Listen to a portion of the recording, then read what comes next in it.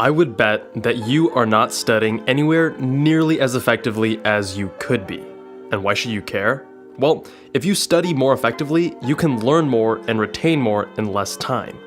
That translates to less time studying, better grades, and more time doing the things you actually enjoy. In this video, we'll cover all the study hacks I learned in medical school and what I wish I knew back in college. What's going on, guys? Dr. Jabal, medschoolinsiders.com. This video is an updated version of my first ever video, Pre-Med Study Strategies, What I Wish I Knew in College. By following the tips in this video, you'll be studying less and earning better grades immediately. I just wish I was studying like this sooner. Without further ado, let's get to it. First, active versus passive learning. The default studying pattern we all employ is passive learning. It's easier, requires less effort, and overall is just more comfortable. Active learning is more challenging, it's less comfortable, but it's much more effective. There are 4 steps we must address to actually use active learning. Steps 1 and 2 are about obtaining the information, and steps 3 and 4 are about reviewing and reinforcing the information. The first step is to identify what is important. Not all information is created equal. To employ active learning, you must constantly be sorting information and assessing its relative importance. Second, organize the information in a way that you understand. Again, as an active process, this isn't going to be just copying and regurgitating the information. Instead, you're going to be doing the difficult task of synthesizing the information in your own words, in diagrams, or in other study aids.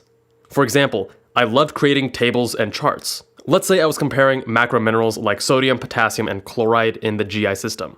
I would take the extra time and effort to extract the relevant information and organize it in a chart format. The process of creating this chart was enough to improve my understanding of the concepts, and now I also had an excellent study tool to review at a later date. Number 3, memorize. You need to memorize the information in an active way. I'll get to how to do that later. And lastly, apply the information.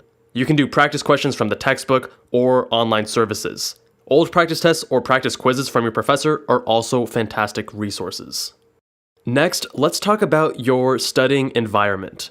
This is an area requiring more personalization, so it's key that you figure out what works best for you. First, the location. Do you prefer coffee shops and libraries or studying at home?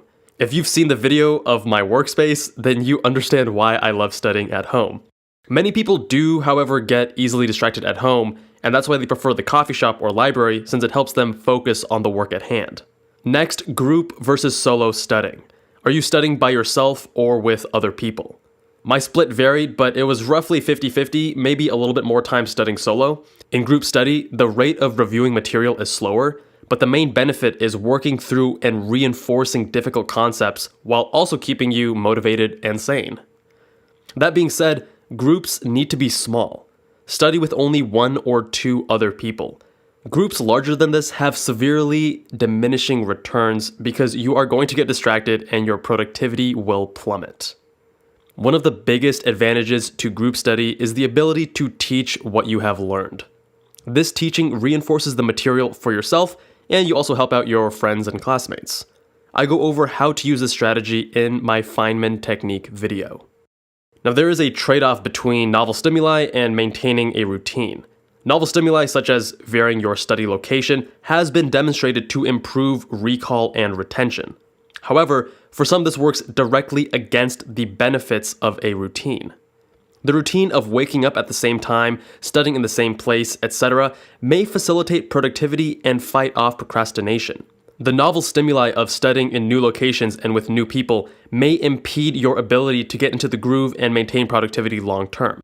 I found myself studying in usually the same spaces. Either I was in my med school in the empty classrooms, which is when I usually did group study, or I was at home studying solo with my optimal setup. Now, in terms of timing and pacing, one of my all-time favorite study hacks is the Pomodoro technique. Essentially, you focus on one task, study in these 25-minute blocks, take 5-minute breaks, and it sounds very simple, but it actually is super effective at fighting procrastination, improving your focus, and maintaining endurance. I go over how you can use it most effectively in my Pomodoro video. Third, let's talk about obtaining the information. Generally, you're going to be obtaining information in one of 2 ways as a pre-med, either lecture or textbooks. During lecture, most of us follow along with our own copy of the PowerPoint, and we just take notes in the comment section. This is a very passive way of learning. Here are some other options to improve your methods of obtaining information. First, consider writing versus typing your notes. Each, of course, has its pros and cons. Typing is faster, which sounds great initially, but if you type faster, you are able to transcribe what the professor is saying verbatim. That is not good. This is a very passive way of taking notes.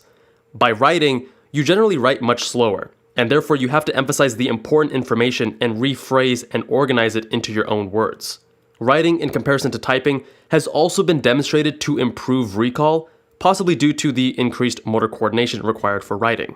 When I was in med school, styluses aren't what they are today, and I opted for typing in some classes and writing on paper in others, particularly for my summary sheets, which we'll get to later. But now with the Surface Pro and the iPad Pro with Apple Pencil, you can get the best of both worlds. Check out my video on how to most effectively take notes with the iPad and Apple Pencil. Second, let's talk about lecture versus podcast. Your school may offer audio or video recordings of your lectures, and for me, this worked best. However, there are, of course, distinct advantages to attending lectures in person. For lecture, you have this set routine and you're surrounded by other people who are doing the exact same thing. It helps reduce distraction and encourages you to be engaged in the lecture, at least more so than if you were listening to a podcast at home. You're also able to ask questions in real time. But the podcast, on the other hand, gives you the flexibility to watch whenever you want, meaning you can watch the lecture on your own schedule when you're well rested and feeling fresh. You can also watch it at increased speeds. I personally opted for 1.5 or 2 times playback speed. Zoning out with slow speaking lectures was a big issue for me, and that's why I love the ability to speed up the podcast, because it helped keep me engaged and focused. That being said, be careful of the temptation of podcasting because it requires a great deal of discipline to stay on track and not fall behind. If you are the type of student who would procrastinate with podcasting, do yourself a favor and stick to attending lectures instead. Okay, now let's talk about rewatching lectures. This is a total waste of time. I understand the thought process behind it. You want to make sure you didn't miss anything important, and you want to reinforce the content, repetition. The problem is that rewatching lectures is extremely passive, even more so than attending it the first time. Your time is better spent reviewing the information, synthesizing it, and doing active learning, questions, flashcards, etc. Do not rewatch the lectures or re-listen to recordings. Use your textbook, other resources, your classmates, or your professor's office hours if you need clarification. Now let's move on to textbooks. I used to highlight my textbooks and read my highlights several times to review prior to exams, but that's obviously a terribly passive way to study.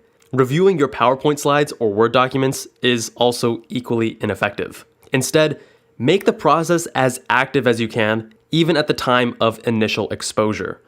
Using either your computer or notepad, summarize what you read into your own words.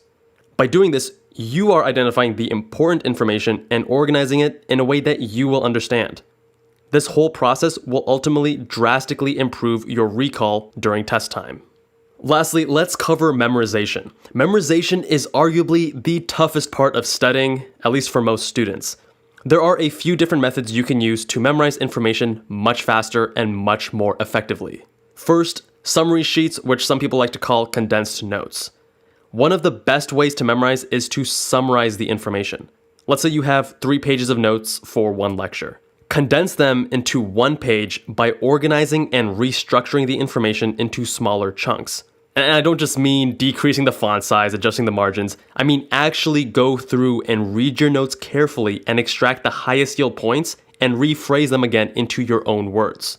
This process of condensing alone is a form of active learning, and it will reinforce the material. But now you also have this condensed study resource that you can review at a later date.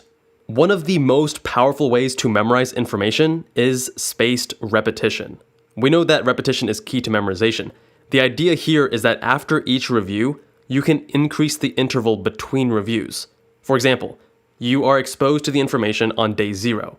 Then you see it again after 24 hours. Then after that, another 72 hours, etc. Instead of reviewing it every day, you only review it right before you're about to forget. To perform spaced repetition on your own requires a lot of scheduling, and it's not feasible. That's why you need to use software like Anki. I have a playlist of tutorials that go over exactly how to use it. I recommend that you make your own flashcards within Anki and review them daily. By making your own cards versus just taking someone else's, you are again taking advantage of the active learning process. Reviewing your cards daily is also key because otherwise you won't be taking advantage of the spaced repetition.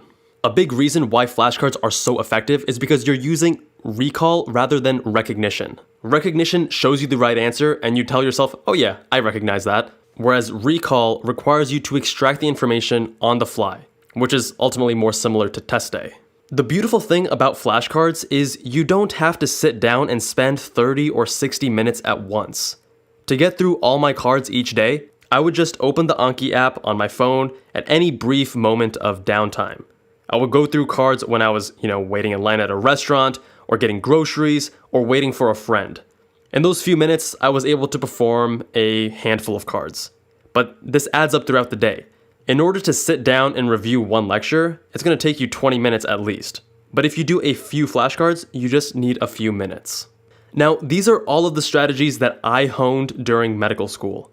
If I went deep into each topic, this video would be 10 times the length. If you'd like to know more about memorization, Pomodoro, the Feynman technique, or any other study strategy that I mentioned in this video, there are links down in the description to teach you more. Let me know down in the comments what your favorite study hack is, or if you want me to cover another study strategy in an upcoming video. Thank you all so much for watching. Happy studying, good luck, and I will see you guys in that next one.